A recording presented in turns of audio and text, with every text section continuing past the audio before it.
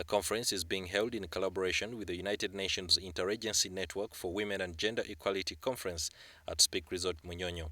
According to the Acting Director, Coordination Office Division of the UN Women New York, Apana Mehrotra, the overall objective of the conference is to build momentum and identify actions for effective implementation of the new Sustainable Development Goals and other existing commitments on gender equality, women's empowerment, and women's human rights.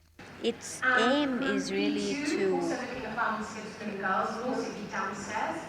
achieve a planet where every human being enjoys dignity and can achieve their full potential. Now, that is a very ambitious goal, and therefore it is premature to say whether we can immediately achieve it. But if you look historically, I think humankind has achieved most of the things that at one point they thought were unachievable. Civil society players say for the first time the gender equality normative framework is integrated into specific goals and targets that governments have pledged to achieve individually and together. It's grounded in human rights treaties such as the Convention on the Elimination of All Forms of Discrimination Against Women, underpinned by the Beijing Platform for Action.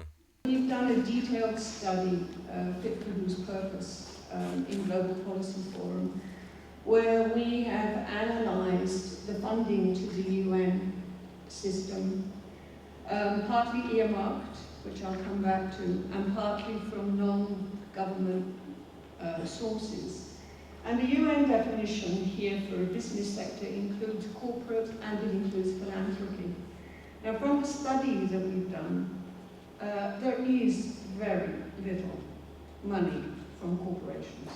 There's a lot of money, mainly from one foundation, the Gates Foundation, and there is some money from some other places.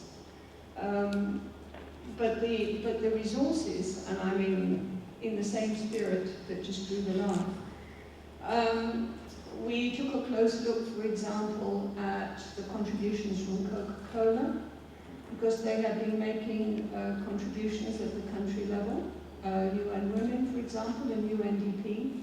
It's an ambitious, bold, universal and transformative agenda for sustainable development and a plan of action for people, the planet and prosperity negotiated by all member states and applicable to all member states. The Executive Director, Uganda Women's Network, Rita Achiro, confirms that their struggle towards achieving gender equality, women ownership and occupancy on girl child education as well as inclusion has been achieved. However, they still face gross challenges. These opportunities have not been the same for both, for either men and women or boys and girls. There are a number of factors that have contributed to the gender inequality in the social, economic and political spheres, and among some of these key factors are grounded in our religious fundamentalism, that we all attest to different religions and they have a huge impact on the gender equalities, but we also look at the cultural beliefs and practices that keep women behind and also at times affects men in certain ways.